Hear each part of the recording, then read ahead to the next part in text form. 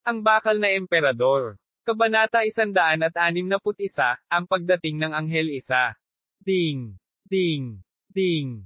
Ang mga kampana mula sa katedral ay nagsimulang tumunog ng malakas. Sa boulevard ng kabisera ng Artenia, pagpalain. Walang tigil ang pagtunog ng mga kampana nang lumitaw sa kalsada ang isang bagon na puno ng mga makukulay na kabaong. Humigit kumulang 100 pari na nakasuot ng puti ang nakatayo sa harap at likod ng bagon. Daan-daang paladin na may itim na sinturon ang nag-escort sa bagon. Bilang karagdagan, kung may emergency sa daan, naghanda sila ng gigants. Hawk! Para mawala ng ganito. Habang lumilitaw ang prosesyon ng libing, ang mga tao sa magkabilang gilid ng mga lansangan ay lumuluha. Nag-iiyakan ang mga tao na parang namatayan na ang malalapit nilang kamag-anak. Sa kanilang mga salita, nagtanong ang isang mangangalakal mula sa kalapit na bansa. Tumingin dito. Sino ang namatay para kayo ay nagkakagulo? Namatay na ba ang cardinal? Nang magtanong ang mangangalakal, hindi maitago ng katabi niya ang pagkasuklam sa mangangalakal. Hindi mo pa ba nakuha ang balita? Kagabi, kinuha na ang Santo Papa. Ano? Sinasabi mo ba na namatay ang Papa? Kulat na tanong ng mangangalakal. Kuha. Oo. Siya, na dumaranas ng karamdaman at nakikipaglaban sa loob ng maraming taon, sa wakas ay nahulog sa mga bisig ng El Castle. Si Pope Benedict III ay nasa buhay at kamatayan na sitwasyon sa loob ng mahigit 1 taon. Bagamat malamang na siya ay mamatay, maraming tao ang nanalangin para sa kanya na huwag matugunan ang kanyang kamatayan. Gayunpaman, walang milagrong nangyari. Siya ay matanda na at nagdurusa, palagi siyang hinihiling na pumili ng kahalili bago pa man lumala ang kanyang karamdaman at sa huli, hinahabol niya ang kanyang hininga araw-araw. Kung gayon sino sa tingin mo ang susunod na Papa? Kapag namatay ang Papa, ang Holy Artenia Empire ay nagbubukas ng conclave kasama ang mga cardinal. Ang obispo na pinangalanan sa conclave ay magiging susunod na Papa. Labis na curious ang mga ngalakal kung sino ang susunod na Papa. Sa pagpasok ng bagong Papa, tiyak na maaaring magbago ang takbo ng banal na imperyo. Bueno, mayroong isang bagay na sina Arsobispo Michael at Arsobispo Constantine ay may kapangyarihan sa kanilang panig, ngunit walang tiyak. Nang tumalikod ang kausap sa kanya upang tingnan ang prosesyon ng libing, umalis ang mga ngalakal upang gawin ang kanyang trabaho. Naglakad siya patungo sa labas ng kastilyo. Ang mga ngalakal na nag-click sa kanyang dila ay tumingin sa mga taong nagdurusa sa gutom at sakit. Tik! Sa lugar na tinatawag na Holy Empire, maraming tao ang nakahubad at nagdurusa sa sakit. Ang mga ngalakal ay talagang isang especially iya mula sa ibang bansa. Bago pumasok sa lugar, hindi man lang niya naisip na makakakita siya ng slum sa Holy Artenia Empire na palaging tinatawag na Heaven on Earth. Inaasahan niyang mag-uumapo sa imperyo ang mga templo at relihiyosong lugar. Gayunpaman, ang katotohanan ay ibang-iba. Tulad ng sa karamihan ng mga bansa, tanging ang mga maharlika at ilang mayayamang tao ang namumuhay ng isang malinaw na tinukoy na buhay, sa mismong banal na imperyo, karamihan sa populasyon nito ay mahirap. Ang ilang mga tao ay kailangang magtrabaho ng husto upang kumita at manatiling buhay sa pagtatapos ng araw. Tik! Kung mayroon silang pera na gagastusin sa mga libing, pagkatapos ay ibigay ito sa mga tao. Ang mga ngalakal, o ang especially iya, ay pumasok ng malalim sa isang kalye. Upang makilala ang isang kasamahan na ipinangako niya. Ngunit sa ilang kadahilanan, ang mga mahihirap na tao ay natipon lahat sa isang lugar. Ang mga ngalakal o especially iya ay sapat na nag-uusisa at tumingin ng malapitan. Sa gitna ng malaking pulutong ng mga mahihirap, mayroong isang malinis na mukhang pari. Sabik siyang makipag-usap sa karamihan at bigyan sila ng pagkain. Oh, sino? Tanong ng mga ngalakal. Pari Luther. Bigla niyang narinig ang sagot na lumabas sa kanyang likuran. Ang lakas ng tibok ng puso niya dahil ayaw niyang mabunyag ang kanyang pagkatao, buti na lang at walang nangyari. Ang sumagot sa kanya ay ang kasamahan na dapat niyang makilala. Pari Luther. Ang kabanalan ng kabanalan, isa sa 7 tribo ng El Castle. Mayroong ilang mga tribo sa loob ng mga denominasyon ng kasaysayan ng Holy Artenia Empire. Ang pinakamaliit sa kanila, ngunit sinisikap nilang panatilihin ang dalisay na pananampalataya at mga turo noong unang panahon. Ang kaligtasan ng mga mahihirap ay lubos na pinahahalagahan, at sa kabaligtaran, papunahin nila ang denominasyon ng El Castle at ang mga tuntunin ng seniority. Siya ang pinakamapagkakatiwalaang tao na nakilala ko dito. Ganoon ba? Anyway, hindi ako interesado sa mga detalye. Ang Pangulo ay napaka-curious tungkol sa susunod na Holy Empire. Nang tumingin kay Pari Luther na may pag-uusisa, ang informer na pari ay umatras kasama ang kanyang mga kasamahan. Chapter 162, The Angel's Advent 2. Ang prosesyon ng libing sa gitnang plaza ay pumasok sa katedral na nasa kanluran ng Bless. Mayroon ng 12 dosenang mataas na ranggo ng mga pari at paladin, kabilang ang mga cardinal. Ang mga taong ito ang kapangyarihang nagpakilo sa Holy Artenia Empire, at sa kanila, marami ang nag-aalala tungkol sa imperyo kaysa malungkot sa pagkamatay ng kanilang papa. Banal na Ama na nasa langit. Ngayon, lahat tayo ay nagtipon dito para sa ating minamahal na kapatid at kagalang-galang na pinuno, Benedict III. Learn more. Si Arsobispo Michael, na namumuno sa misa ng paglilibing ng Santo Papa, ay umawit ng panalangin ng may kaligayahan sa kanyang puso. Hindi pa nagtagal, salamat sa kanyang tagumpay laban kay Arsobispo Constantine, na palagi niyang nakaranas ng matinding pakikipaglaban, siya ay napili para sa posisyon ng susunod na Papa. Ang conclave, syempre, ay mayroon pa ring formal na pamamaraan na dapat sundin, ngunit ito ay isang katotohanan na ang susunod na Papa ay si Michael. Bilang simbolo niyan, maraming obispo at matataas na pari ang bumisita sa kanya sa umaga, na nag-alok ng kaunting suhol, at sa araw ng misa ng libing, nilapitan nila siya upang purihin siya. Uhuhu! Sa sandaling matapos ang isang buwang pamamaraan, kailangan kong mag-convene sa conclave. At kailangan kong itaboy ang mga nakakagambala kong kalaban. Sa kabila ng mga biyayang kailangan niyang manalo, kailangan niyang palayasin ang mga arsobispo at ang iba pang mga oposisyon upang makapagtatag ng isang ganap na kapangyarihan. Sa sandaling iyon ay iniisip ni Arsobispo Michael kung paano sila paalisin at itaboy. Nagsimulang maghiyawan ang mga tao sa katedral. Nabalik siya sa realidad dahil sa ingay. Kumunat ang noo niya at nagtanong, sino ang mga nagkakagulo sa isang solemna at makajos na misa ng libing? Isang obispo, na nakaupo sa harap ni Michael at nagpapanik, ay itinuro ang kanyang daliri sa isang bagay. Tingnan mo doon. Learn more. What the hell? Nagulat si Michael. Isang kumikinang na liwanag na globo ang lumutang sa ilalim ng kisame na naglalarawan sa sulong ni Lord El Castle at ng Earth Goddess Belize. Ano ito? Hindi pwede. Noong una, kasing laki ng kamao ang globo. Ngunit ito ay lumaki, at ang liwanag ay sumabog. Puwet. Masyadong maliwanag ang ilaw. Walang makakita ng kahit ano. At pagkatapos, nagliwanag ang paningin ng lahat. Sa lugar kung saan nawala ang globo, lumitaw ang isang babaeng pilak na nababalot ng mga pakpak ng liwanag. Learn more. Ang mga pakpak ng liwanag, na tumatakip sa babae, ay biglang naglaho.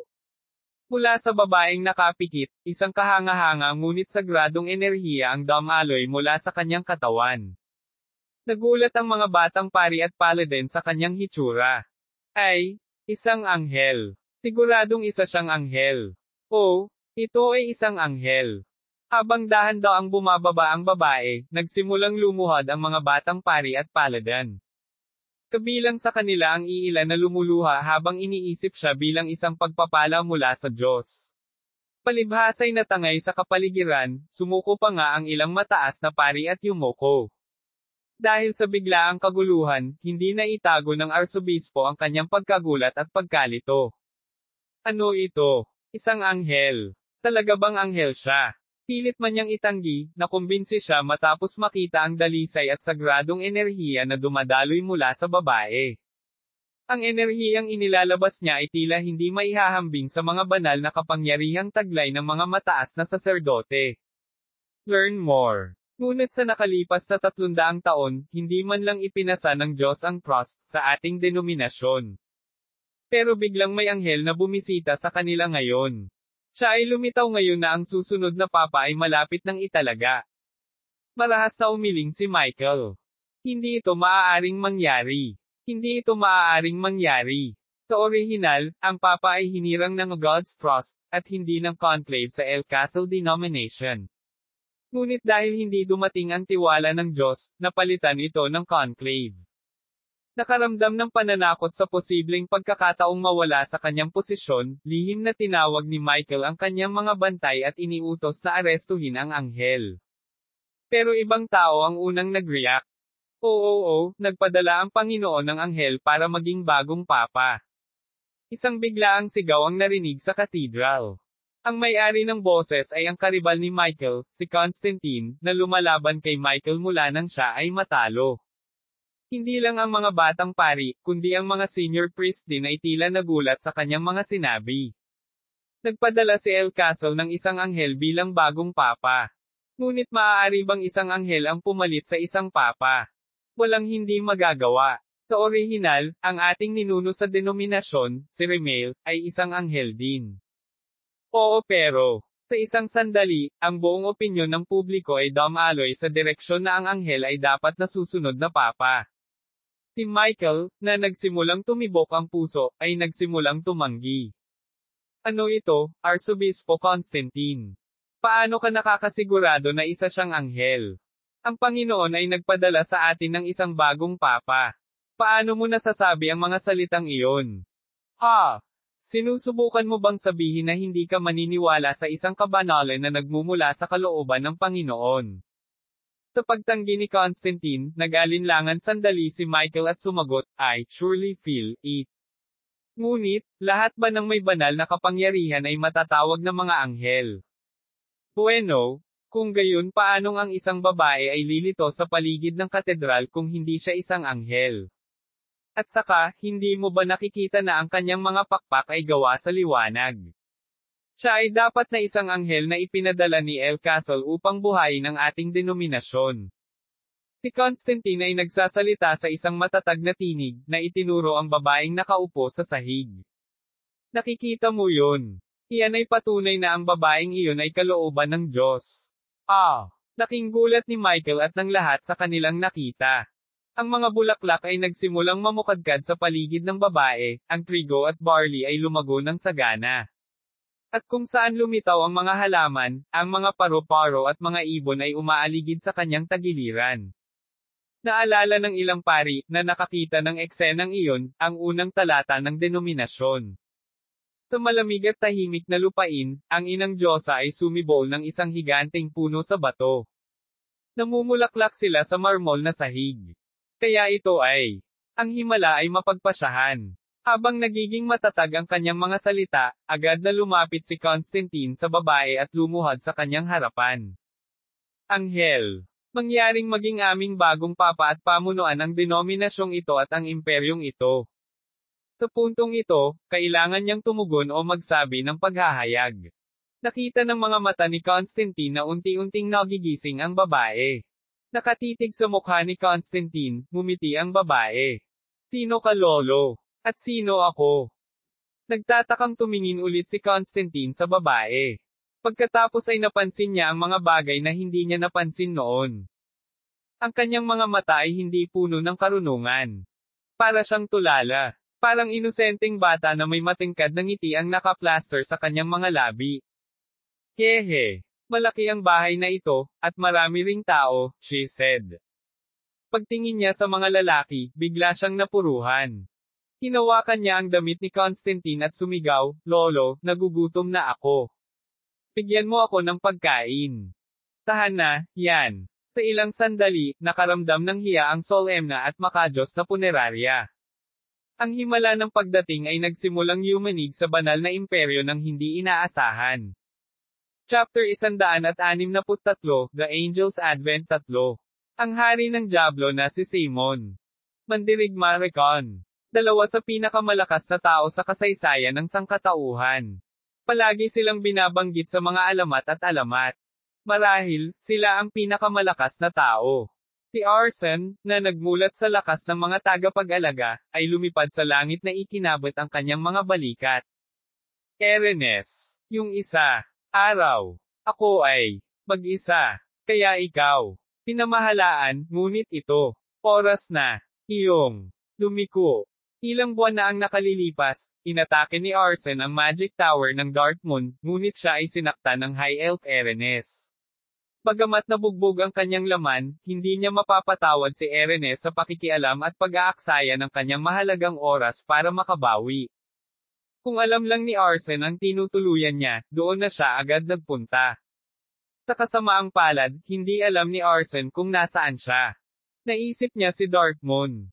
Kaya naman, nagpa siya siyang tapusin ang nasimulan ilang buwan na ang nakakaraan at itanong kung nasaan si Erenes. Kalkalkal, Warlock, mga bastos, at Erenes. Sandali lang. Gagawin ko. Ipakita. Ikaw ang karamihan. Malupit na anyo ng kamatayan. Kung lumitaw si Erenes, ang pagpatay sa kanya ay hindi isang madaling gawain. Ngunit naisipan ni Lich na hulihin siya at pahirapan hanggang mamatay. Si Arsene, na may palihim ng ngiti, ay inisip kung paano niya gustong sirain ang dalisay na kaluluwa at katawan ng mataas na duwende. Pagkaraan ng ilang araw, siya at ang kanyang dalawang tagapag-alaga ay tumawid sa malaking desert at nakarating sa harap ng madilim na buwan. Ibinigay ni Arsene ang mga utos sa kanyang mga tagapag-alaga. Well, go my tapat. Mga lingkod, kunin mo yan. Ang lapida ng Magic Tower. At hindi, tumigil si Arsene sa pag-uutos. Ang kapaligiran ng Magic Tower ay masyadong mahina sa gitna ng liwanag ng gabi. Ang gusali ay naibalik, ngunit ang mga ilaw ay patay, at ito ay hindi pakiramdam na puno ng buhay. Ito, lalaki, alam na, gagawin ko. Halika, bumalik, inabandona ang lugar. Kung nagtatago sila, pagkatapos ay titigil ang paghahanap. Lumipad si Arsene sa Magic Tower gamit ang kanyang Fly Magic at tumangay sa mga gusali gamit ang Manascan Magic. Ang tanging natitira sa Magic Tower ay ang mga kalat, hindi lang tao kundi kahit isang eksperimental na daga ay hindi maramdaman. Hindi sila nagtatago para silang tumakas. Walang mga bakas ng mga ito ang mahanap, ni isang bagay at kahit na ang kanilang alikabok. Ang mga ito, guys. Napagtanto na siya ay niloko ng mga walang kwentang tao, ang mga mata ni Arsene ay nagalit at nagngangalit ang itim na mahika sa lahat ng dako. Kuwang. Todd. Ang Darkmoon Magic Tower, na naibalik sa orihinal nitong anyo, ay muling gumuho. Ang mga tagapag-alaga, na matapat na sumusunod kay Arsene, ay tahimik na pinanood ang eksena. Si Arsene, nagalit, ay patuloy na winasak ang bawat istruktura na magagawa niya. Nakakairite. Sa lawak, na hindi ko kaya kontrol sarili ko. Ang mga warlock ay kilala bilang mga palihim na wizard. Kung hindi nila ninakaw ang bagong Hero Class Gigant Blueprint ng Veritas Magic Tower, hindi niya malalaman na ang bagong Magic Tower ay itinayo ng mga labi ng Darkness Magic Tower, na nawasak 500 taon na ang nakakaraan. Iyon din ay paraan pabalik sa kanilang pinagmulan. Parang daga. Mga tanga. Gagawin ko. Hanapin, lahat. WHO. Nagtatago. Mula sa akin. Isipin mo, hindi ko kaya. Hahanapin. Kayong lahat. At gumawa. Bayaran mo.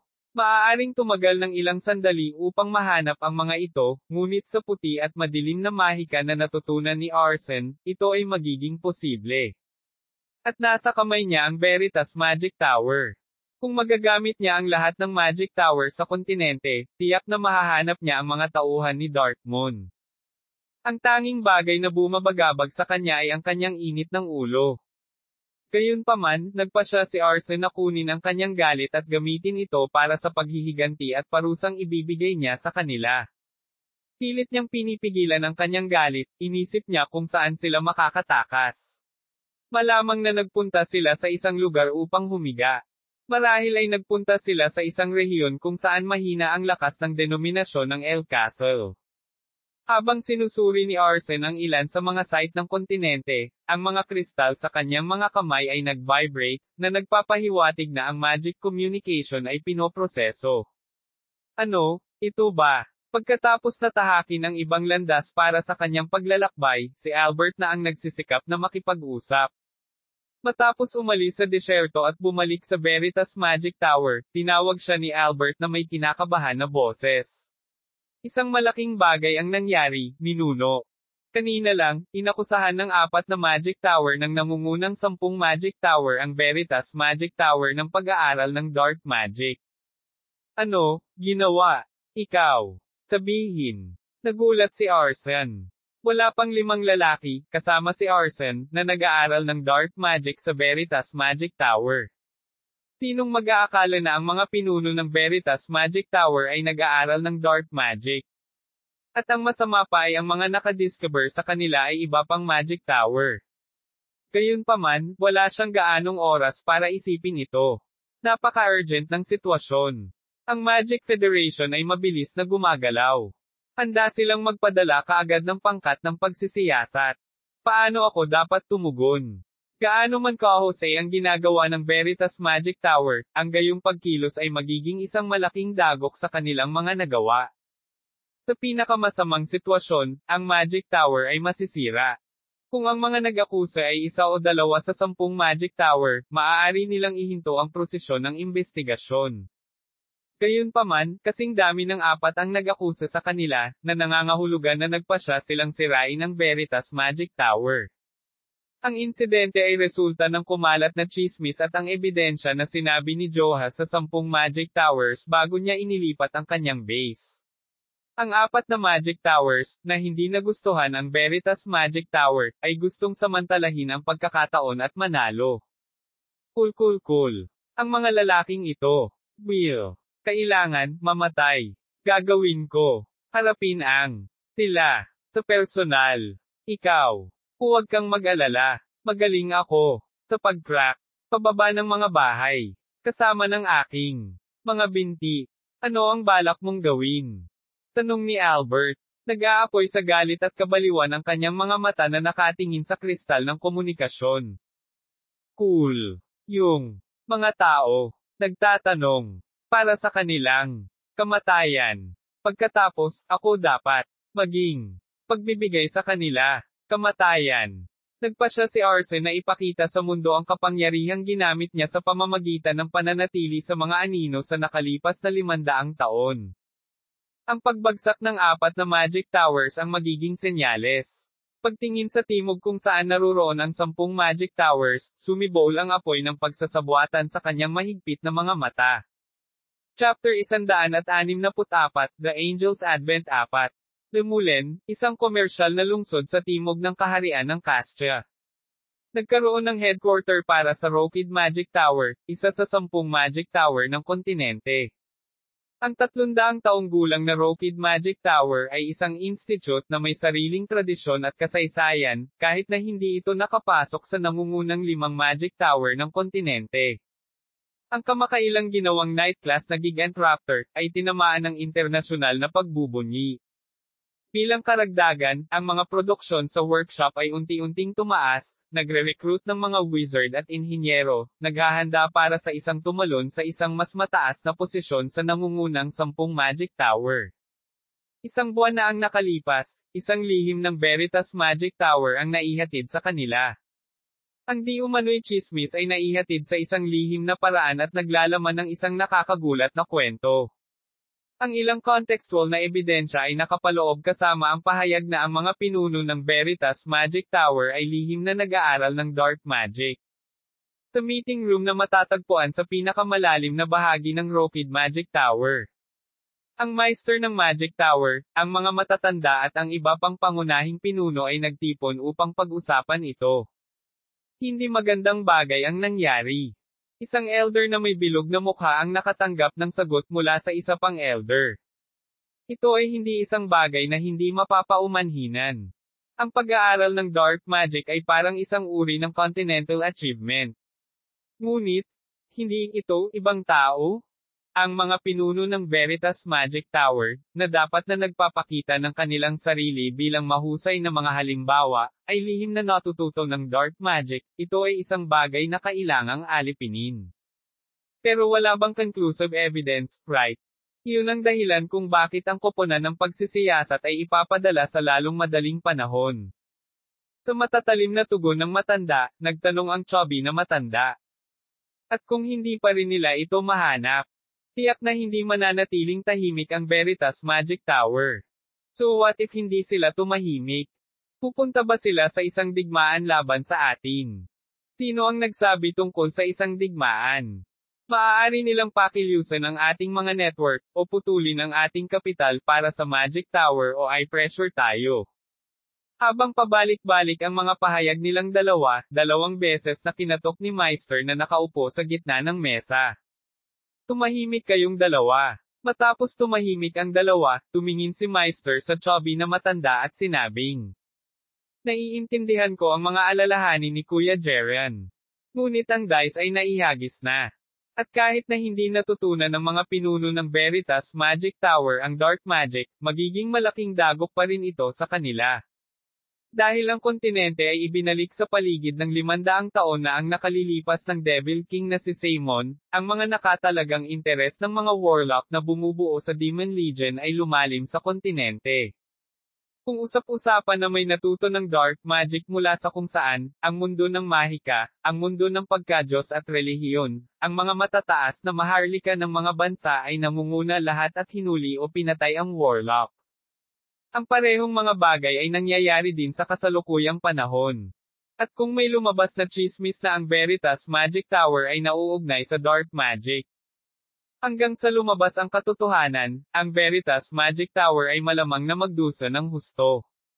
Magkakaroon ng mga wizard at inhinyero na aalis sa tore na natatakot na masunog sa mga alingawngaw, at bawat isa sa institusyong iyon ay titingnan ng may hinala sa Imperial Baroque. At kahit na hindi sila naging totoo, mangangailangan ng maraming oras para makabangon ang Magic Tower mula sa pagkawala ng katanyagan at pangalan. Ngunit ang lakas ng Veritas Magic Tower ay napakahalaga. Nag-aalala ako na babalik sila sa ating Magic Tower sa ibang pagkakataon. Nag-aral si Elder Jeren sa Verties Magic Tower noong bata pa siya. Kaya alam niya ang tungkol sa Veritas Magic Tower at ang kapangyarihan nito ng mas mahusay kaysa sa sinuman, kaya naman nag-aalala siya sa magiging resulta ng mga ganoong bagay. At hindi ito tulad ng Rockid Magic Tower Meister na hindi pinag-isipan ito ng mabuti. Kaya naman sa halip na akusahan ang Veritas Magic Tower ng mag-isa, nakipagkasundo siya sa 3 pa sa 10 Magic Tower na naglalayong bumagsak ang Veritas Magic Tower. Kahit nasubukan ng Veritas Magic Tower na ibagsak ang 1 o 2 Magic Tower sa kontinente, hindi nila magagawang patahimikin ang 4 sa mga ito ng sabay-sabay. Napabuntong hininga na lang ang ilang matatanda na hindi sigurado sa paliwanag. Kaya, iwasan na natin ang ating mga alalahanin at tingnan kung paano nataman ang Veritas Magic Tower. Tumawa si Meister at sinubukang alisin ang mood. Kuwang. Biglang nabasag at gumuho ang kisame ng kwarto. Ano ito? Bakit nabasag ang kisame? Nagulat si Meister at ang mga matatanda at napabalik. Habang humupa ang alikabok, 3 tao ang makikita. Isang nasa katanghaliang gulang na wizard na may hindi kilalang lalaki na nakasuot ng kulay abong damit, isang kabalyero na nakasuot ng gintong baluti na may peklat sa kanyang leeg. Sa kanila, ang gray na robe wizard ay tumingin sa mga matatanda na may dagwang mga mata. Cool. Ikaw? Kay Rockid, mga bastos. Lahat sa isang lugar. Nagtipon. At, nakipagsabuatan. Sa akin. Sila ay si Arsen at ang kanyang 2 tagapag-alaga. Sumabog ang utak ng Rockid Magic Tower, na hindi nakakilala sa kanila. Sino ka? At anong lakas ng loob mong pumasok sa Rockid Magic Tower? Kung hindi mo agad ititigil ang kabaliwan na ito, matitikman mo ang. Gayunpaman, ang lahat ng kanilang mga salita ay naputol. Ang kabalyero na nakasuot ng gininto ang baluti ay humakbang pasulong habang iniindayog ang kanyang espada ng may kagandahang loob. Kuwang. Ang gininto ang kinang sa espada ay sumabog mula sa kabalyero, ang buong pader ng isang tabi ay bumagsak. Kaak. Up. Ang mga matatanda ng Rockid Magic Tower ay mabilis na nagpakita ng kanilang mahika sa pagtatanggol ng hilahin ng kanyang espada. Mabilis na kumilos ang mga matatanda na napagtanto na wala sila roon para makipag-usap. Gayunpaman, ang mga kalasag ng ika-6 at ika-7 na magic circle na kanilang ginawa ay madaling nasira sa sandaling dumampi sa kanila ang gintong aura. Asahan ng mga mabilis na gumamit ng blink magic, ang iba na naantig ng gintong aura ay nawala ng walang bakas. Para itong gamo-gamo na nilamon ng apoy. Diyos ko! Halos hindi makaiwas sa pag-atake, hindi napigilan ni Meister na mapasigaw. Naisip ng mga elder ng Rockid Magic Tower na hindi ito kaya ng 6 na Circle Magic Wizard. Mayroong 5 wizard na may 7th circle, at ang Meister ay isang 8 circle user. Ngunit isang swipe mula sa kabalyero sa Golden Armor, at nawala ang kalahati ng mga matatanda ng Rockid Magic Tower. Ito ay walang kwenta. Malakas ang kakayahan ng ating mga matatanda, kailangan nilang lumaban sa Diablong ito. Cool. Ang pinakamalakas, Templar, ng kontinente. Gayun din, nakuha. Pagka-Diyos. Mula sa Arthenia, Imperyo. Napagtanto mo ba? Ang tagapagbantay. At pinakadakila sa lahat. Walang kapantay. Upang. Sino man. Ang Recon. May. Halika. Bumalik gagawin mo. Mayroon. Marami. Mawala. Recon. Natarante si Meister sa narinig. Paanong ang maalamat na bayani, si Recon ay biglang magpapakita. Ang gray na damit, walang arsen, ay nagsiwalat ng katotohanan na may isang matagumpay na mukha. Cool. Nabuhay muli. Ang katawan. Pagkatapos, isang mahaba, oras, ng, ang kanyang, kamatayan. Ngunit, ang kanyang, mga kasanayan. Manatili, walang kapantay, gaya ng, kailanman. Pagkatapos ng mga salitang iyon, bumukas ang helmet sa mukha ng Golden Knight, na tumambad sa katanghaliang gulang na mukha ng isang lalaking may maputlang kutis. Ang mga wizard ng Rockid Magic Tower ay namangha. Kahit na mapatla at walang buhay, ang mukha ng gintong kabalyero ay kamukha ng larawan ng mandirigmang si Recon mismo. Ginamit ba ang cosmetic surgery magic? Tinuri ng Meister ng Rockid Magic Tower kung ang mukha ay sadyang binago, gayunpaman, walang hindi natural na daloy ng mana na kadalasang lumilitaw pagkatapos ng magic ng operasyon. May isang bagay na mas nakakagulat kaysa doon. Ang enerhiyang ito, ay, isang Death Knight. Chapter 165, The Angel's Advent 5. Ang Death Knight ay isa sa pinakamalakas na halimaw ng Devildom kasama ang Leech. Matagal na ang nakalipas, ang mga demonyo ay sumalakay sa lupa, higit sa lahat ay naghahanap ng pagkawasak ng sibilisasyon ng Mado at ng kontinente pagkatapos ng pagbagsak ng imperyo ng Abaran. Sa panahong iyon, ang Death Knight ay kilala sa pagiging taliban ng Devildom. Sa oras na iyon, nagawang talunin ng mga tao ang mga demonyo, ngunit ang mahika ng mga demonyo para gawin ang Death Knights ay ipinasa sa mga warlock. Sinasabing ang Death Knight ay ang nilalang na muling binuhay gamit ang isinumpang dark magic, kasama ang mga kakayahan ng isang sword master. Gayunpaman, kailangan ng basic ng 9 na bilog ng dark magic para gumana ito, at napakahirap makakuha ng katawan. Bukod pa riyan, matagal bago naihanda ang dark magic ritual at ang koleksyon ng iba pang materyales para sa paggawa ng Death Knight. Para sa kadahilanang iyon, ang kaaway na iyon ay napakabihirang lumitaw pagkatapos ng pagsalakay ng demonyo. Walang nakakaalam kung bakit, ngunit ang Devil King, ang pinakamahusay na warlock 500 taon na ang nakakaraan, ay hindi kailanman nakagawa ng kahit isang Death Knight at patuloy na gumagamit ng mga golem upang labanan. Hanggang sa kasalukuyang panahon, wala ni isang Death Knight ang lumitaw sa kasaysayan ng kontinente. Ngunit para lumitaw ang isang bagay pagkatapos. Sino? Sino ka ba? Nanginginig sa takot ang boses ni Meister. Para sa kanya, ang Grey Robe Wizard ay ang Devil King na nagmula sa Devildom. Ngunit ang kanyang hula ay masyadong walang kabuluhan. WHO. Ako. Isang tao. WHO. Pag-aari. Upang. Ang mahika. Tore, yun. Ikaw. Ay, sinusubukan. Upang ilagay. Pababa. Anong sabi mo? Pagkatapos, mula sa Veritas Magic, dahan-dahan niyang ibinunyag ang kanyang pagkakakilanlan, na lalong nagpatakot sa Meister. Oo, ako, ang wizard ng Veritas, Salamanca, Torre, mula sa 500 taon. Bumalik, Arsene Todd. Isang hindi direktang pagsabog ang nangyari na parang isang malaking magic bomb ang pinakawalan. Hindi makapaniwala, naghiyawan ang mga wizard ni Rockid. Huwag kang magsinungaling. Hindi pwedeng mangyari yon.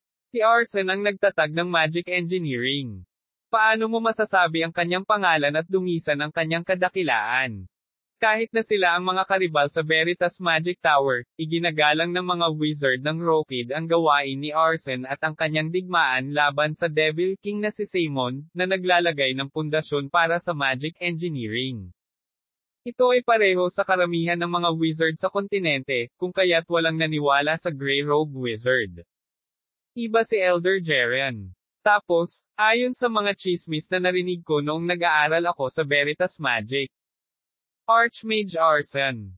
Siya ang 17th Meister ng Veritas. Pinalaki niya ang Veritas na isa lamang sa middle-rank Magic Tower sa isa sa pinakamahusay sa kaharian at pinangunahan ang kontinente patungo sa Magic Engineering, halos nahawakan si Arsene. Ang mga alingaw-ngaw ay sinabi na siya ay labis na nagmamalasakit sa Magic Tower na nahawakan pa niya ang bawal na Salamanca sa mga huling taon. Lahat sila ay mga kwento at walang sino man ang naglakas loob na buksan ito, gayunpaman, narinig ni Jeren ang ilang chismis tungkol dito. Sa oras na iyon, hindi niya pinansin ang mga ito sa pag-aakalang ito ay mga salita ng isang taong seloso. Ngunit napagtanto niya na hindi iyon ang kaso. Leech. Nang maalala niya ang mga chismis, isang salita ang lumabas sa bibig ni Jeren. Sa mga salitang iyon, inangat ni Arsene ang kanyang ulo. Cool. Hindi ko alam yun. Tao. Sino ang nakakaalam sa akin? Lihim ay sa ito lugar. Inamin ni Arsene na sikreto lang iyon. At may dahilan para dito. Hindi sila bubuhayin ni Arsene. Napagdesisyonan na niya na lahat sila ay papatayin, walang dahilan para itago niya ang banta. Sumigaw si Jeren, na nahahawakan ang kahulugan sa likod ng mga salita. Lahat, tumakas kayong lahat. Ang kalaban natin ay isang 9th Circle Leech. Sa kanyang sinabi, maaaring mas mababa din ang kakayahan ni Arsene, ngunit ang kapangyarihang hawak niya ay mahusay. Nagsimulang tumakas ang mga wizard na nalaman ang sikreto ni Arsene. Wala silang laban sa 9th Circle na si Leech. At saka, mayroon siyang Death Knight na gawa sa Warrior Recon. Ngayon, mahalaga na ang isa sa kanila ay nakaligtas at isa publiko ito. Ang akala ng lahat, at ang bawat isa sa kanila ay tumakbo sa ibang direksyon. Pero, cool. Ito, ang mga wizard na lumipat sa mga lihim na daanan, o sinubukang tumakas, o teleport, ay nagsuka ng dugo sa sahig. Ito ang Mana Force. Paano ito? Mana force field na nagpapaikot sa daloy ng mana. Ang gayong Salamanca ay lumaganap ng walang palatandaan. Nang makitang bumagsak ang mga wizard, natawa si Arsene. Ikaw, lalaki, naisip kaya mo, takbo, malayo, mula sa harap sa akin. Kuwak. Ang mana force ay nilalaro ng isa pang tagapag-alaga, si Simon, na dumating kasama sina Arsene at Recon. Ang mga wizard na hindi naintindihan ay nagkakaroon ng atake sa puso, sa tuwing sinubukan nilang mag-teleport o gumamit ng mahika, mas sumasakit ang kanilang puso at nauuwi sa pagsusuka ng dugo. Cool. Dapat kami tumawag ang tapusin. Sa kilos ni Arsene, muling nagliwanag ang aura ni Recon. Ang mga ulo ng Rockid Magic Tower ay nabura. Kinabukasan, kumalat sa buong mundo ng mahika ang trahedya ng Rockid Magic Tower. Ang bawat pinuno ay nagulat nang marinig na sila ay namatay sa isang pagsabog na nangyari sa Magic Tower. Gayunpaman, hindi alam ang sanhi ng pagsabog. Ang mga alingaw-ngaw lamang ay ang mga Magic Tower head ay nagsasagawa ng ilang lihim na eksperimento sa loob ng Magic Tower at nangyari ito. At may ilang mga haka-haka na ang Veritas Magic Tower na sinisingil ng Dark Magic ang nasa likod nito. para may nangyari sa peak moment. Ang Veritas Magic Tower ay talagang nag-aaral ng dark magic. Well, hindi ko iniisip na ito ay isang bagay na tinatawag na masama. Hindi ko alam kung ano ang mas mahusay. Pero walang ebidensya. Iyon ang dahilan kung bakit kailangan itong tingnan. Gayunpaman, mahina ang investigasyon ng Magic Federation sa Veritas Magic Tower. Sa Veritas, hindi sila tumulong dahil sa hindi patas na inspection, at pinabulaanan nila ang ebidensya ng dark magic. Sa makatuwid, hindi tulad ng mga unang araw ng paghihirap sa loob ng Magic Federation, may ilang mga tagapagtaguyod sa loob nila na nagtatanggol sa Veritas Magic. Sinasabing ang mga tagapagtaguyod ay tumanggap ng suhol mula sa Veritas Magic Tower, ngunit walang anumang matibay na ebidensya. Gayunpaman, marami sa kanila ay mga wizard na nag-aral ng Veritas Magic Tower noong mga nakaraang taon, o madalas silang nauugnay sa Veritas Magic Tower. Isa pang insidente ang naganap. Si Meister Gerend, ang may-ari ng Altaika Magic Tower, ang ika-5 pinakamalaking gigant workshop ng kontinente at isang miyembro ng Magic Federation ay nawawala. Pupunta siya sa isang maliit na tore ng mahika ng bayan kasama ang kanyang mga alagad at mga tagapaglingkod, ngunit walang nakakaalam kung paano ito nangyari. Ang problema ay mayroong isang sangay ng Modern Magic Tower, sa lugar kung saan siya nawala. Ang Modern Magic Tower, ay isa sa nangungunang 10 Magic Tower sa mga tuntunin ng produksyon sa halip na kalidad, at inagaw ang isang lugar sa top 5 para sa mga dambuhalang tagagawa, at nagkaroon ng masamang relasyon sa Altaika Magic Tower. Ito ay dahil ang Altaika Magic Tower ay madalas na itinuro at sinisisi ang mga kakulangan sa Modern Magic Towers gigantes. Bilang karagdagan, ang mga maliliit at katamtamang Magic Tower na sinubukang sakupin ng Altaika ay ang mga layunin ng Modern Magic Tower. Naturally, inaangkin ng Altaika Magic Tower na ang krimen ay ginawa ng Modern Magic Tower, at itinanggi nila ito. Habang nag-aaway ang dalawang tore, isa pang kwento ang lumabas. Hindi ba ito rin ang gawa ng Veritas Magic Tower? Anong pinag-uusapan nyo? Isinampa ng Altaika Magic Tower ang Veritas Magic Tower kasama ang Rockid Magic Tower. Bilang karagdagan sa pagkilos ng Modern Magic Tower, ang Veritas Magic Tower ay nasira ng husto sa mga alingaw-ngaw at kwento. Bueno, hindi ba iyon masyadong isang haka-haka na gawain? Mula sa ulat ng Veritas, naganap ang mga hindi kilalang aksidente at pagpatay. Nagkataon, ang lahat ng mga kaganapan ay may kinalaman sa malaki o maliit na Veritas Magic Tower. Hindi ba parang may kamay ang Veritas Magic Tower? Ngunit ang Veritas Magic Tower ay may mataas na antas ng impluensya sa Magic World. Ngunit ito ay masyadong palihim. Iyon ay tinatawag na isang teorya ng pagsasabuatan, sa mga teknikal na termino. Ano? Nag-aaral ba sila ng dark magic noon? Any proof? Sabihin mo sa akin kung mayroon ka. Ito ay isang haka-haka lamang tungkol sa Veritas. So what about the hunch? Ipakita mo sa akin kung mayroon kang. Nang magtipon ng mga wizard, pinag-uusapan ng lahat ang tungkol sa mahika ng Veritas, at madalas itong humantong sa mga away sa pagitan nila. Ang sitwasyon ay kumalat sa buong mundo ng mahika, at kalaunan, nahati ang mga puwersa. Pinawi ni Rockid at Altaika ang kanilang ulat mula sa Magic Federation. Talaga. Tungkol sa Magic Inspection ng Veritas, at tungkol sa pinakahuling mga kaganapan na nangyari din. Ang mga Magic Tower ay umatras mula sa Magic Federation. Hindi nagtagal, ang Fury Magic Tower at Terra Magic Tower, na nag-akusa sa Veritas na may dark magic ay binawi ang kanilang mga pahayag. Mariing kinundena ng Magic Federation ang ginawa ng mga Magic Tower at ng kanilang mga wizard. Nakasaad na ang pananaliksik at akademya ay ipagbabawal. Ngunit ang problemang nagsimula ay hindi madaling mawala. Nagsagawa ng pagpupulong ang mga secession Magic Tower. Tinawag bilang Magic Federation Reform Assembly. O bilang mga reformista lang. Lalaban ba talaga sila gamit ang magic? Ang umiiral na Magic Federation ay nakasentro sa pagtulong sa Veritas Magic Tower, at tinukoy ang mga reformista bilang mga erehe. Ang iba't ibang mga regulasyon ay inilagay at pinigilan, at hindi ang mga puwersa ng mga reformador ang nagdusa sa proseso, ito ay ang maliit at katamtamang Magic Tower. Tinimulan din ng mga reformador na ihinto ang Magic Federation sa pamamagitan ng pagpapakilos ng mga pondo at network upang makakuha ng kapangyarihan. Katulad nito, ang medium at maliit na Magic Tower sa gilid ng Magic Federation ay nagdusa. Ang Holy Magic Tower ng Holy Artenia Empire ay ang tanging nakaligtas sa paghihirap. Maraming tao ang nag-akala na ang dalawang puwersang ito ay nahahati at sila ay sapat na matapang na harapin ang Magic World. Ngunit hindi nila inasahan na ang dalawang puwersa ay magsasalpukan.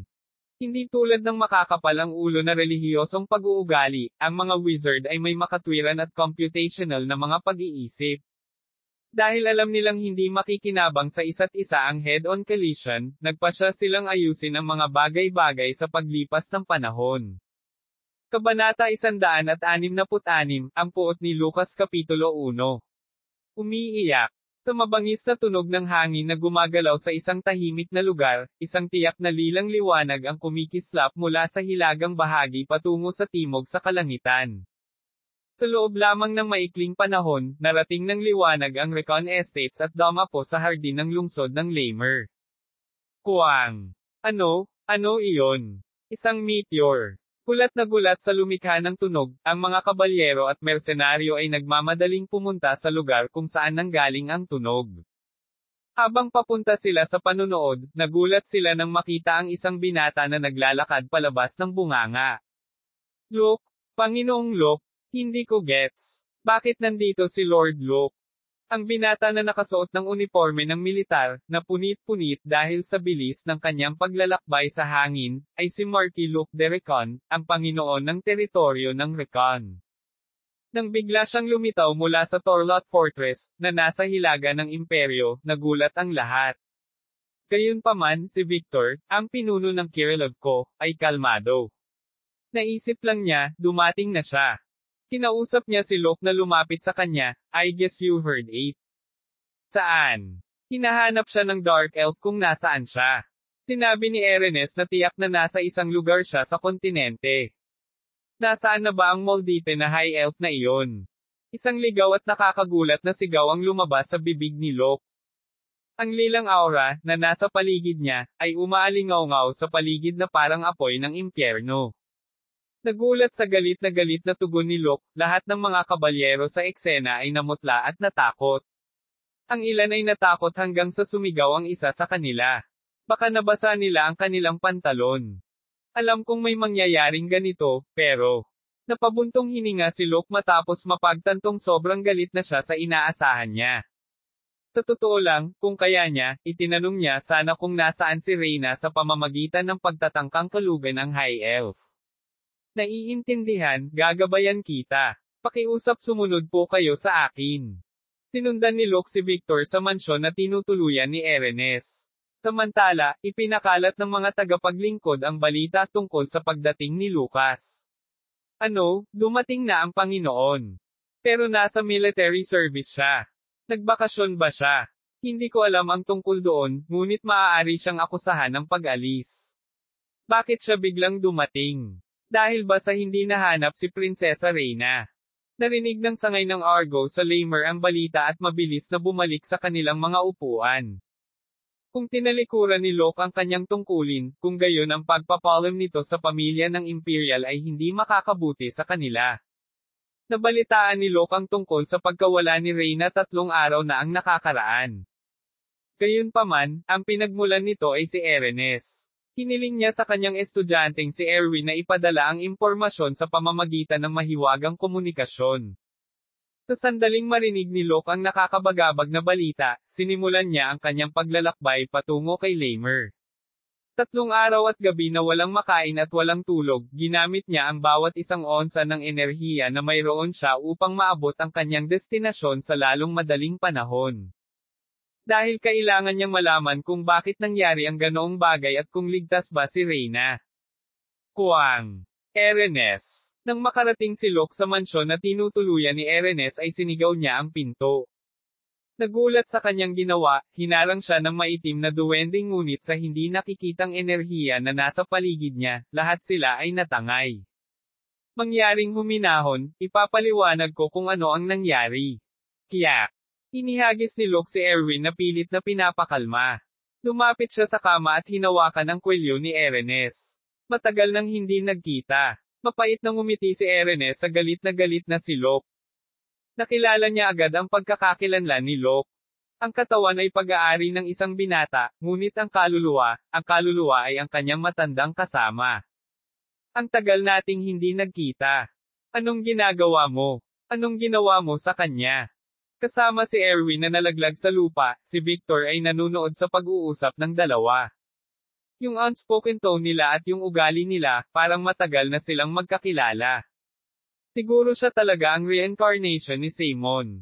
Nang nag-iisip si Erwin sa sarili ay ibinuka ni Erenes ang kanyang bibig. Tiyak na alam mo kung ano ang gusto ng ating mga diwata, di ba? Ang pag-asa ni Erenes ay hindi magbigay ng pagpapalaya sa mga inuusig na diwata. Ito ay upang buksan ang nakasarang pinto ng spirit world at mabawi ang nawalang kapangyarihan ng mga diwata. Iyon ang alam ni Locke, ngunit hindi niya akalain na magiging ganito ang resulta. Kaunti na lang ang pag-aaral at mapapansin mo rin. The hidden power inside Princess Reina, sabi ni Erenes. Malinaw na alam ko. Sinabi ni Erwin na umiral ang mga espirito noong iisa ang mundo. Luha ng lupa. Iniwan ito ng huling elementalist na nagpatuloy sa paggamit ng mga espirito mula sa puno ng mundo mula pa noong unang panahon. Ito ay ipinasa mula sa henerasyon hanggang sa henerasyon sa Volga royal family. At gayon, paano mo pinaikot si Reina sa ganito? Na-curious si Locke tungkol doon.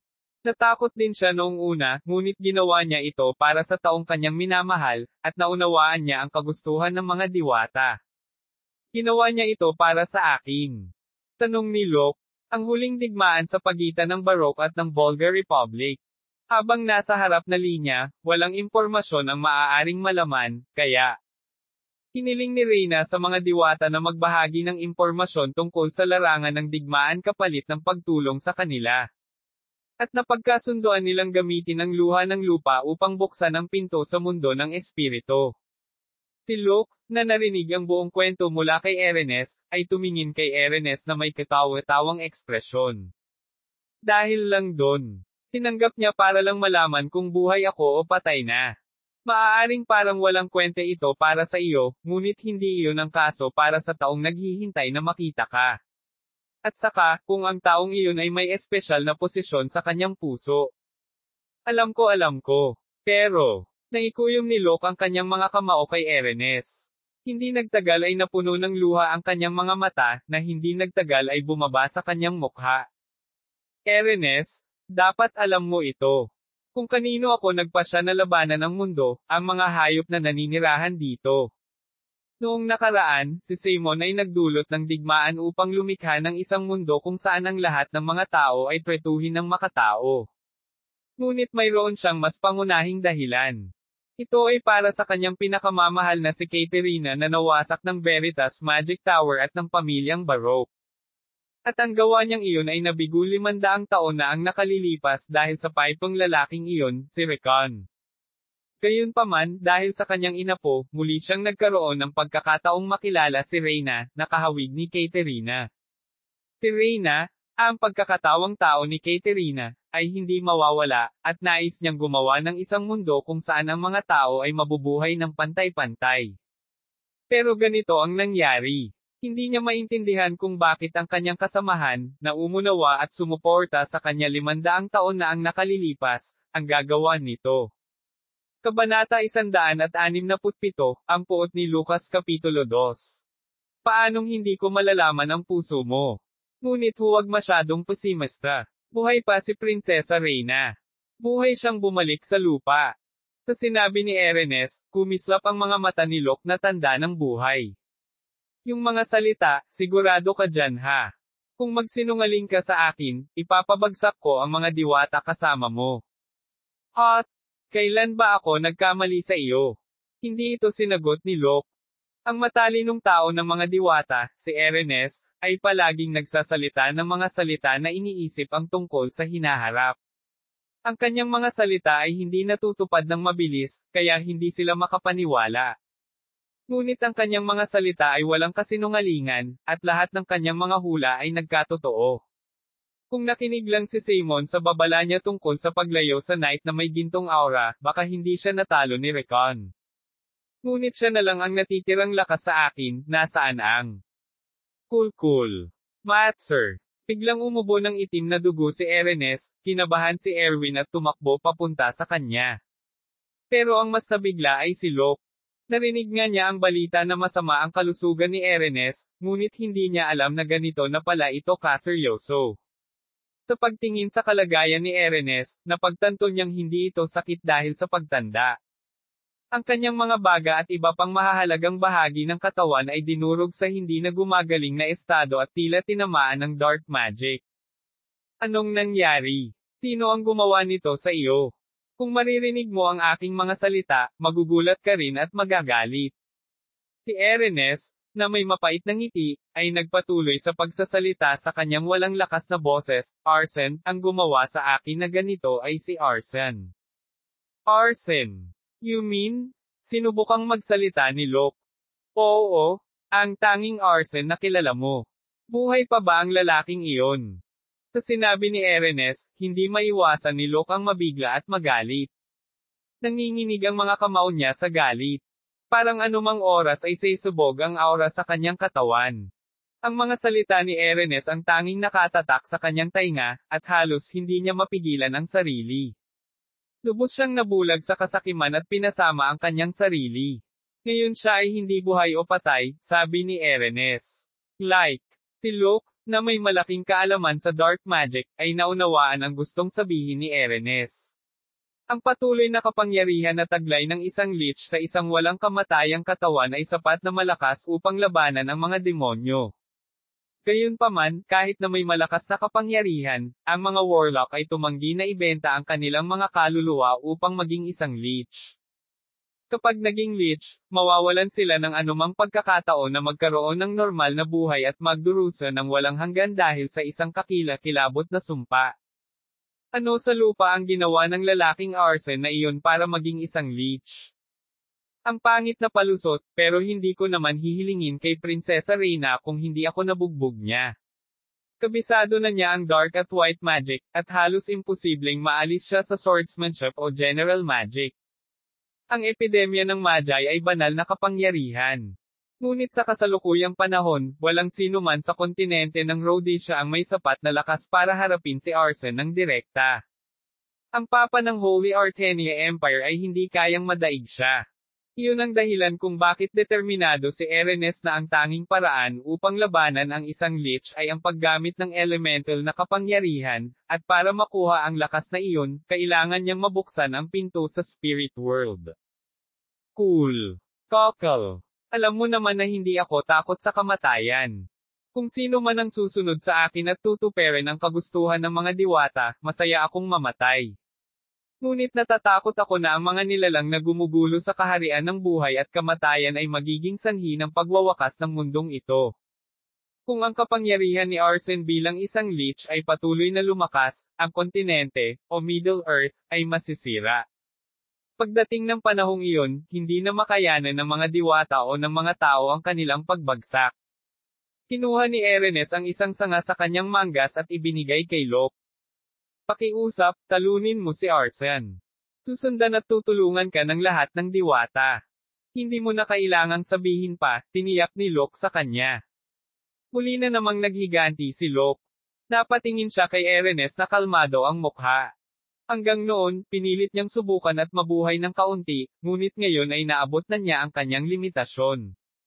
Kahit magtagal pa siya ng ilang araw, sasalubungin pa rin niya ang kanyang katapusan. Then, may favor ako. Sa sinabi ni Erenes, tumango si Locke. Napatingin si Locke sa mga katulong na nandoon. Yumuko sa kanya si Erwin at ang mga Dark Elf. Nararamdaman nila ang isang malakas na kalooban na sundin siya at ang alinman sa kanyang mga utos. Tiningnan sila ni Locke gamit ang malamig na ekspresyon at nagsalita sa kanila, naniniwala ako na alam ninyo ang dapat ninyong gawin. Sana hindi mo sisirain ang pag-asa at paniniwala ko para sa sarili mong kapakanan. Panipi kuwit panipi. Naiintindihan nila ang ibig sabihin ni Locke, tahimik silang lahat, at lahat ay lumabas ng kwarto maliban kay Erwin, na nagbabantay kay Erenes. Tinawag ni Locke si Victor, na nakatayo sa isang sulok. Pakisama si Sir Pavel dahil may kailangan akong pag-usapan sa kanya at sabihin kay Meister Mute ng Caterina Magic Tower na bibisitahin ko siya sa lalong madaling panahon. Naiintindihan. Marami siyang gustong itanong, ngunit pinigilan ni Victor ang pag-uusisa at sinunod ang utos ni Locke. Ang mahalagang bagay sa sandaling ito ay hindi upang bigyang kasiyahan ang kanyang pag-uusisa ngunit upang mahanap si Prinsesa Reyna. Pagkaalis ni Victor, pumunta si Locke sa permanenteng manor ng Lamer. Ang ulat tungkol sa pagkawala ni Reyna at ang kwento ni Arsene ay nakakabigo at komplikado. Gayunpaman, hindi ito tulad ng maaari niyang umupo at mag-isip. Chapter 168, Luke's Wrath 3.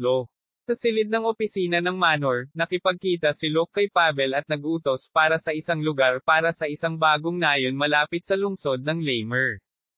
Sigurado ka ba sa paglikha ng isang bagong nayon? Alam kong tiyak na dumarami ang bilang ng mga immigrant dito. Hindi dahil sa kanila. Kailangan nating maging handa kapag ang ibang mga lalaki ay dumating dito.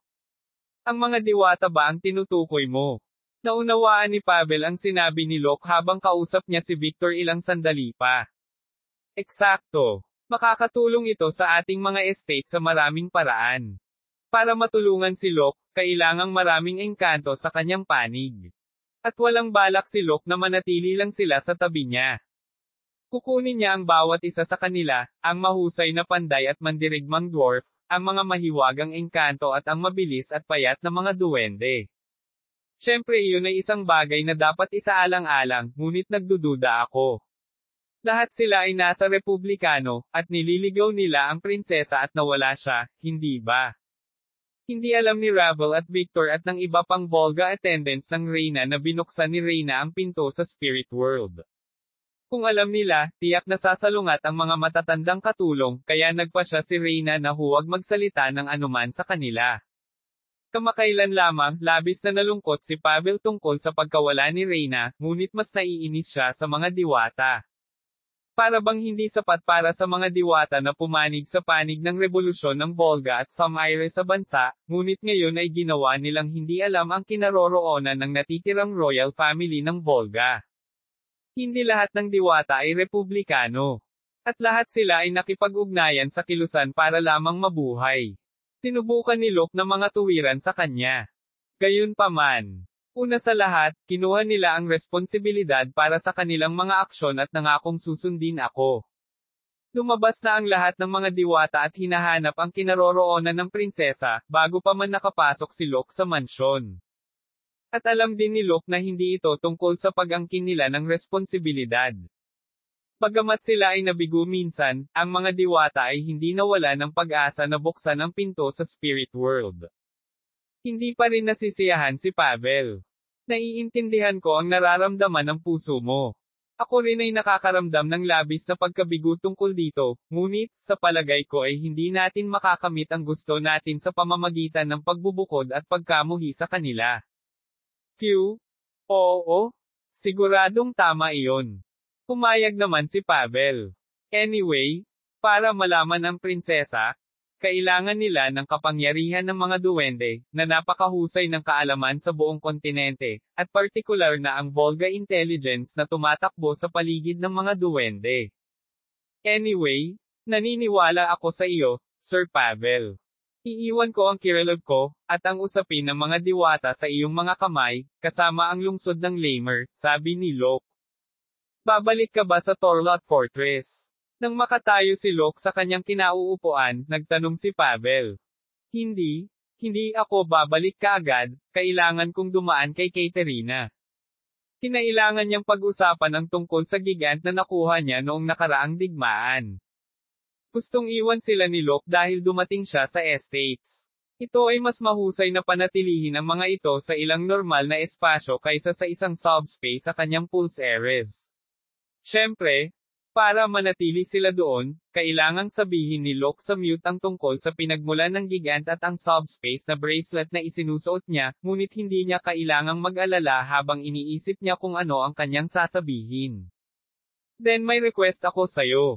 Sa iba pang matatandang tao sa asyenda, mangyaring ibahagi sa kanila ang aking kalooban at hikayatin sila. Naiintindihan mo, hindi mo kailangang mag-alala tungkol dito. Sa halip na sabihin lamang sa isang paraan ng magalang na paraan, talagang hiniling ni Pavel ang pinakamahusay para kay Locke. Ang dahilan kung bakit pinili ni Reyna na isakripisyo ang sarili ay upang makakuha ng kaginhawaan tungkol sa kapakanan ni Locke. Maya-maya, narating ni Locke ang Caterina Magic Tower. Naipaalam na, naghihintay sa kanya si Mute kasama ang ilan pang mga Iron Mages. Ito ay napakatagal na panahon. Ikinalulungkot ko ang mga bagay na nakapaligid kay Prinsesa Reyna, bati ni Mute kay Locke. Walang dahilan para pag-usapan ito. Sa halip, kinuha ni Locke ang gigants mula sa kanyang subspace. Habang lumilitaw ang 12 ng mga gigant sa malaking site sa harap ng Magic Tower, si Mute at ang iba pang mga Iron Mage ay bumuka ng husto. Ito. Ang lahat ng ito ay nakuha sa huling digmaan. Pinalayas ko sila sa Imperial Palace, kaya mag-ingat ka. Well, tiyak na gagawin namin iyon, ngunit paano mo nakuha ang lahat ng ito? Tanong ni Mute sa kanyang kumikinang na mga mata. Sa kanyang opinyon, isa lamang ang maaaring itago ang kanilang mga uri ng mga bagay. Isang subspace artifact. Sa pagpunta ko sa Torlot Fortress, iligtas ako ng ilang diwata mula sa mga mangangalakal ng alipin. Noong panahong iyon, binigyan ako ng isang diwata ng subspace artifact bilang tanda ng pagpapahalaga. Noong una, naisipan niyang sabihin na natagpuan niya ito sa Devil King's Castle, ngunit ibinasura niya ang ideyang iyon. Sa pakikinig sa kwentong iyon, gustong kumpirmahin ng mga wizard ang katotohanan sa likod nito, at susubukan nilang alamin ang pagkakaroon ng secret lab o underground workshop. Gayunpaman, idisenyo ang mga ito na parang kabilang sa aming Magic Tower at pagkatapos ay ibigay sila sa lupain. Utos ni Locke sa kanila. Naiintindihan. Papalitan ko agad ang gloves. Tumango si Locke, sumang-ayon sa kanilang pamamaraan at nagtanong. Oh, at huling beses kong narinig na sinusubukan mong gumawa ng isang warrior class gigant. Oo, gusto mo bang makita? Tanong ni Mute. Si Locke na ginagabayan ni Mute, lumipat sa pagawaan na matatagpuan sa pinakamalalim na lugar ng tore. Sa studio, kung saan ang espasyo ay tila masikip, ang isang maliit ngunit makinis na puting gigant ay sinuri ng isang Iron Mage. Stiletto, ang tawag dito. Ang proseso ng pag-unlad ay patuloy pa rin, ngunit ang pangunahing pagganap ay hindi gaanong malayo sa mga nangungunang 10 Magic Tower. Paliwanag ni Mute. Gayunpaman, ang tore ay kulang sa mga kasanayan sa paggawa ng mga pangunahing bahagi, kaya kailangan nilang dalhin ang mga ito mula sa ibang lugar. At sinisikap nilang unti-unting dagdagan ang proporsyon ng mga bahaging ginawa ng sarili. May production plan ka ba? Oo, nagsagawa kami ng field test para sa 3 prototype para makahanap ng mga problema at isyo sa seguridad. Kung gagawin iyon, makukuha natin ang dami na kailangan natin mula sa estate. Nakipag-usap si Mute kay Locke tungkol sa kanyang plano sa produksyon na inihanda niya pagkatapos kumonsulta kay Knight General Rogers. Nagustuhan ito, tumango si Locke sa kwento ni Mute. At sinusubukan kong i-develop ang night class batay sa mga blueprint na ibinigay mo sa akin noon. Ngunit ito ay malamang na tumagal ng mas maraming oras dahil ang magic at mga kasanayan ay mas mataas kaysa sa isang warrior class. Paliwanag ni Mute, wala na tayong magagawa dyan. Hindi natin ito makukuha sa simula pa lang, sabi ni Locke sa kanya. Kung magagawa ni Mute ang mga ganoong gawain pagkatapos lamang ng maikling panahon mula noong itayo ang Magic Tower, kamangha-mangha na siya. Malayo sa klase ng mandirigma, may mga maliliit at katamtamang Magic Tower na nahihirapan pa ring gumawa ng sarili nilang mga pyesa. Hindi namin makakamit ang antas ng pagganap na ito kung hindi ko ibinigay ang mga blueprint. Nasiyahan sa pagganap ni Caterina, bumalik si Locke sa Torlot Fortress. Hiniling ni Mute na manatili siya ng ilang araw, ngunit tumanggi si Locke. Hindi dahil sa takot siyang umalis, kundi dahil pakiramdam niya ay hindi na niya kayang manatili sa estate na iniisip si Reyna. Chapter 169, Locke's Wrath 4. Pagkaraan ng ilang araw, bumalik si Locke sa Torlot Fortress at tila naguguluhan. Malinaw, ang commander ay biglang tumalikod sa kanyang posisyon ay ang naisip, ngunit para kay Philip, na alam na ito ay hindi pagtalikod sa pwesto.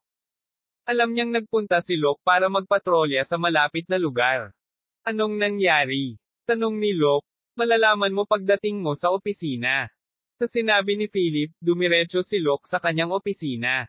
Pagpasok niya sa opisina, napatingin siya sa isang lalaking nakaupo sa desk na kamukhang kamukha ni Locke. Taka parang namutla ang nakaupong si Locke nang makita ang tunay. Dumating ka na, Master. Sebastian. Ang demonyong alipin ni Locke, si Sebastian. Ang taong maaaring magbago, ay nagbago sa anyo ni Locke nang umalis si Locke sa kuta, upang maiwasan ang anumang pagkalito na maaaring lumitaw.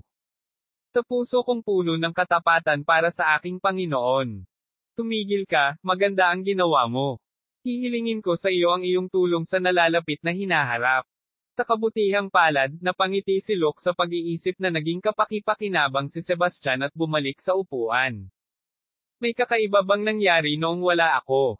Tanong ni Locke. Ang emperador ay nagpadala ng isang inspector ng may pagtataka, ngunit ginawa niya ito ng may katamtaman. At ito ang ulat mula sa patrol. Si Locke ay ganap na binigkas ni Philip at Sebastian kasama ang mga ulat.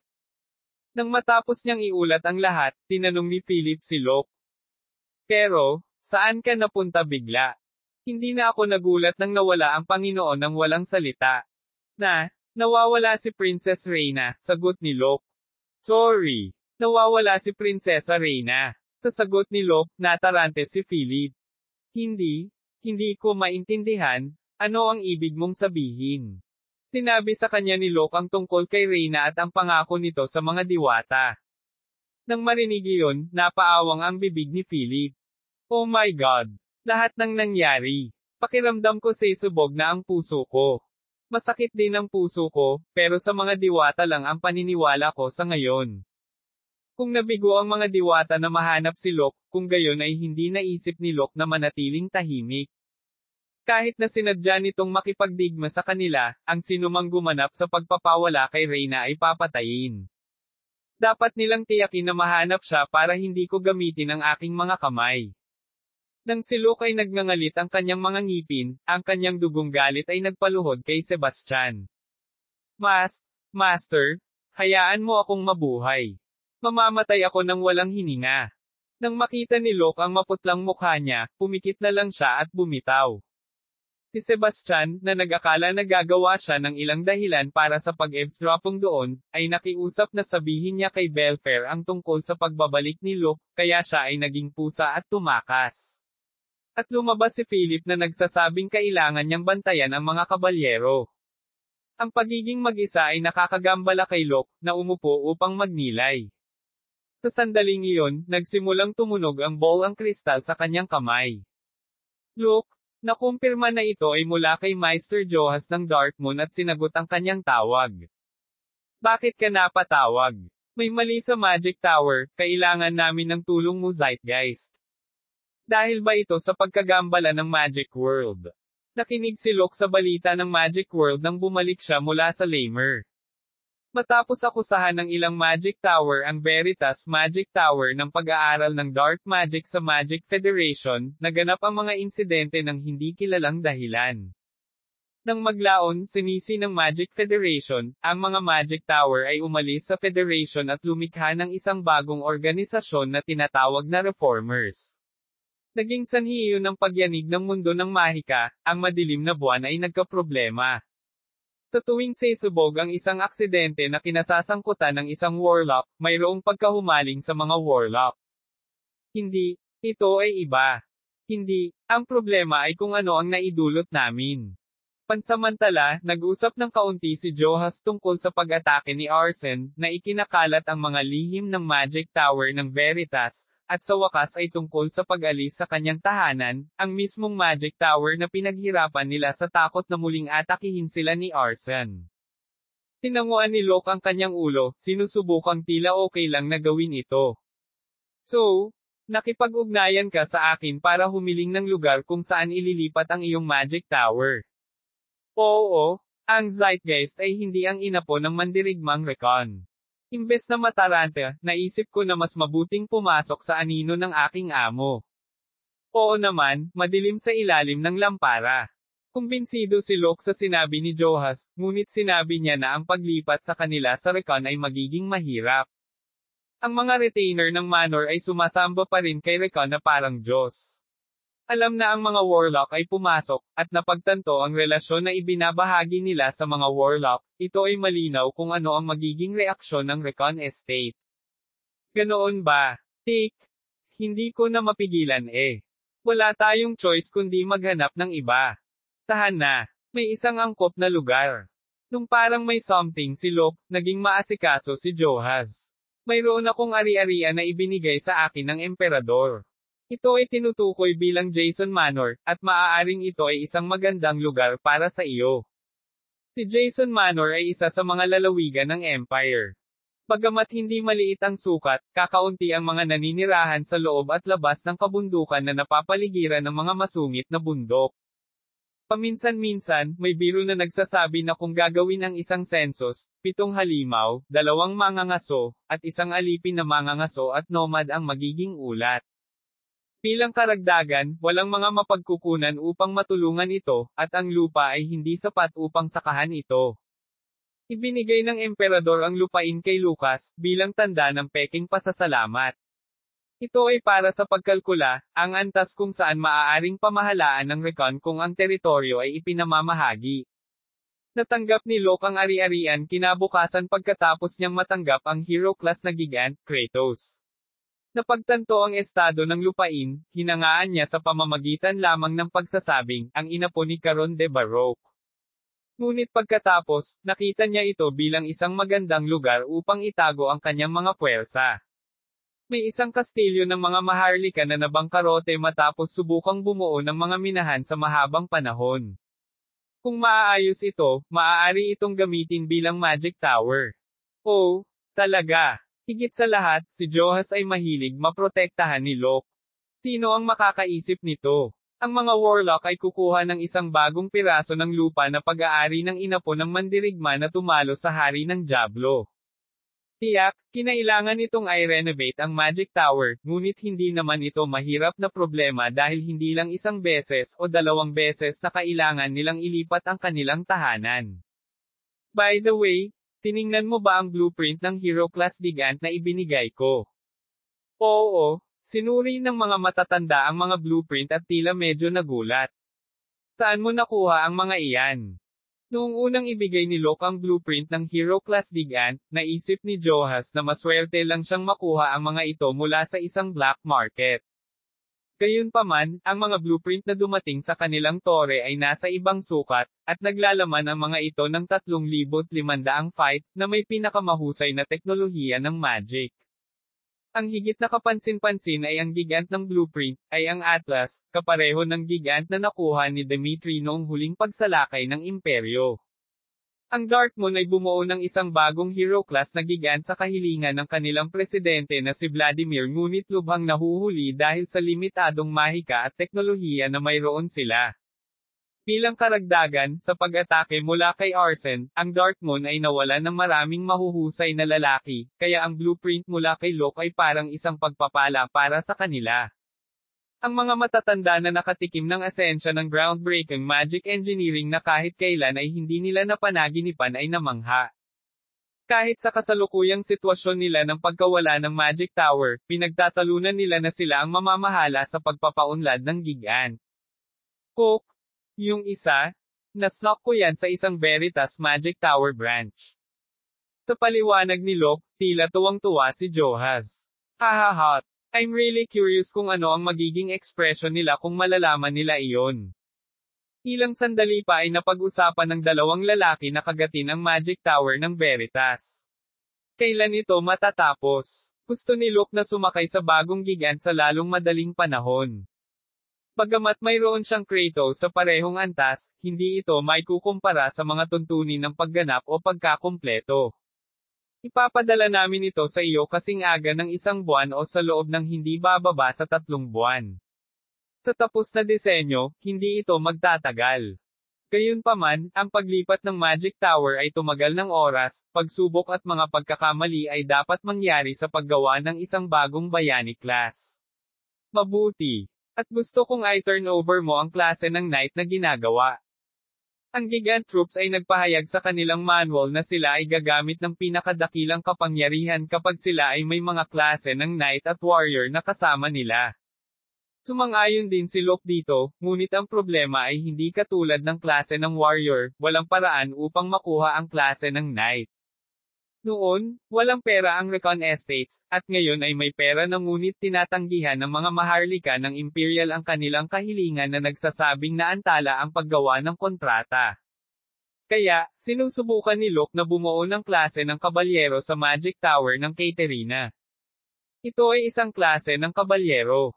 May nabuo tayo. Maliban sa dami na kailangang ihatid sa Republika, sa max 2 gigant sa 1 buwan. Okay lang ba iyon? Maingat na tanong ni Johaz. Kung kaya niya, ipapasa na niya kay Luke ang lahat ng klase ng Night Gigants na ginawa ng Dark Moon, ngunit hindi niya maaaring baliwalain ang katotohanan. Sa kabutihang palad, naiintindihan ni Luke ang sitwasyon. Hindi mo maaaring isuko ang iyong estado at impluensya sa Volga. Kaya, hindi mo na dapat gawin kung sa tingin mo ay kaya nilang pabagsakin ang Imperial. Kaya gawin mo hanggat kaya mo. Naiintindihan ko. Pagkatapos ay makikipag-ugnayan kami sa iyo muli. Isinara ni Luke ang magic communication at sinubukang magnilay muli. Habang papasok na sana siya sa kanyang malalim na isipan, may narinig siyang katok sa pinto ng opisina. Siguradong naramdaman ni Ana ang enerhiya mula sa pinto. Pasok ka. Sa sandaling sinabi iyon ni Luke, pumasok si Ana sa opisina ng nakayuko at ipinaalam na may tumawag mula sa Northern Command.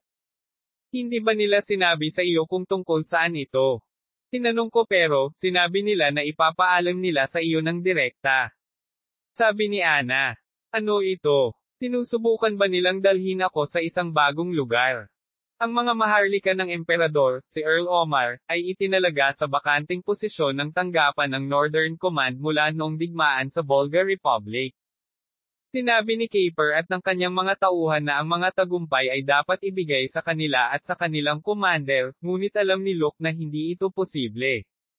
Ang Northern Commander ay isa sa mga pangunahing posisyon ng Imperial Military, isang potensyal na kaaway. Maliban kung nagpa siya ang emperador na maglagay ng kutsilyo sa lalamunan ni Luke, iba't ibang bagay ang maaaring mangyari. Sa anumang kaso, maraming mga mata ang nanunood kay Luke na nasa isang maliit na kuta, na mas mababa kaysa sa titulong Northern Commander.